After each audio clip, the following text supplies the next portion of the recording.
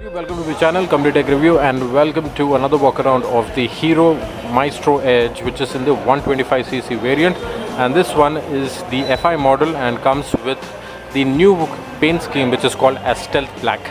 So this is the side profile. It looks really nice. The half of the vehicle is in matte black, whereas the front of the vehicle is in glossy black. If you see, the headlight is halogen, and whereas the turn indicators are also halogen, but you get a small LED DRL which is shaped in form of a triangle. From this side as well, you get to see that the vehicle is all in black, and as I said, the rear portion is all matte black.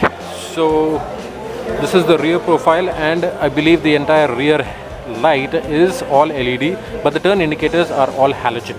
This is the front look. The seat is pretty wide and spacious.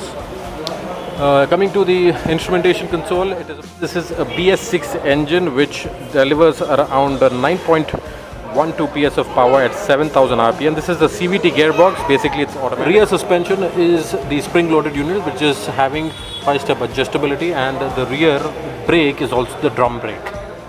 So the front ignition, if you see, that is a part analog and a digital unit. It comes with all the telltale signs. The digital console has the trip meter and trip A, trip B, and also the fuel indicator, whereas the speedometer is analog. It also comes with all the telltale signs like the FI engine logo and the turn-by-turn indicator, and also the high beam indicator. It also has a side stand indicator built into it. Talking about the switchgear quality, it comes with the Hero patented i3S technology, which is engine start stop, and the button quality is really good.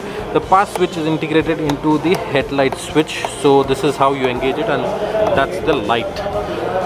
Whereas the turn indicators look like this. So the build quality of the switchgear is really nice.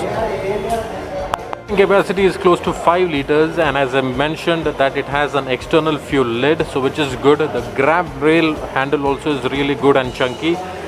The spacing in the seat is also very nice. It has a very long and a comfortable seat both for the rider and the pillion. The footboard is also flat enough, and it is pretty wide, so which is good.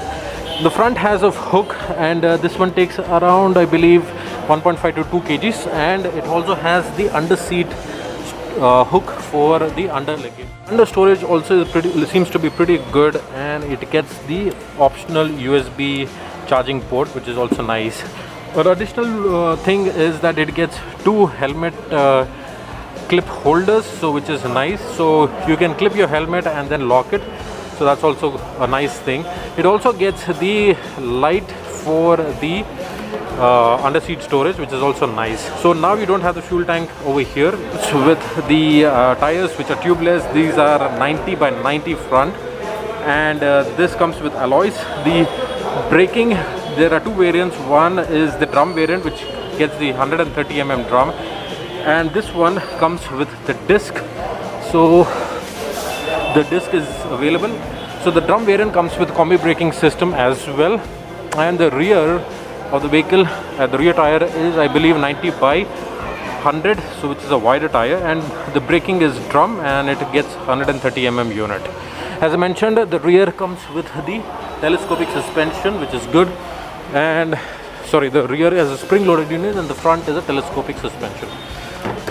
The weight of the vehicle is close to 110 kgs, and the ground clearance is close to 130 mm, so which is pretty good for a scooter. And the overall styling of the scooter is also really good.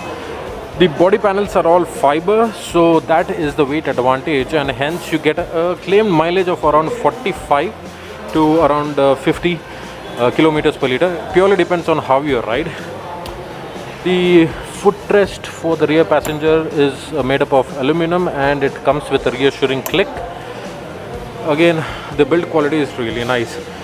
So this is how the side profile is. The front number plate holder is over here. The seat as well, it comes with dual stitching. The rear side of it is slightly on the glossy side, but the front gets a textured finish, like how the vehicle is colored. So the rear is the matte black, and the front is a glossy section. So this is the rear view.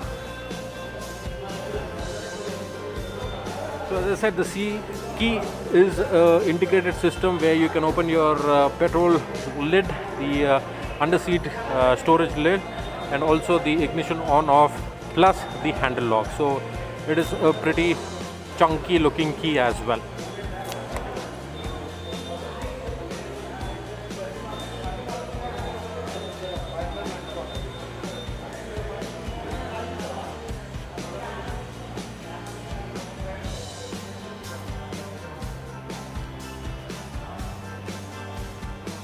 Maestro comes with different color options. So the 125 comes with the Stealth Black edition is over there, which is FI. The 110cc Maestro Edge comes with this funky little color, and it gets a different graphics. But I guess the best color to pick would be this one because it looks really menacing, and the LED DRL is the addition along with the badging, but the 110 doesn't get anything. So basically this is what the features are side by side. And also the combi braking system if you're not opting for a disc variant, so that is also something that you need to look for. Hero Maestro 125 comes with again two more interesting colors. This is the matte grey, and also we have the matte blue. So this is how it looks with the LED DRL on and the turn indicators. So pretty good vehicle for 125cc scooter, and it comes with all the necessary features. The creature comforts are also there. With a next showroom price which is somewhere around 80,000+ and an on-road price of around 95, this is one of the most accessible scooters that you can buy. I hope you enjoyed this video. If you do so, please like and subscribe to my channel. This is Kevin signing off, and see you in the next one. Bye bye.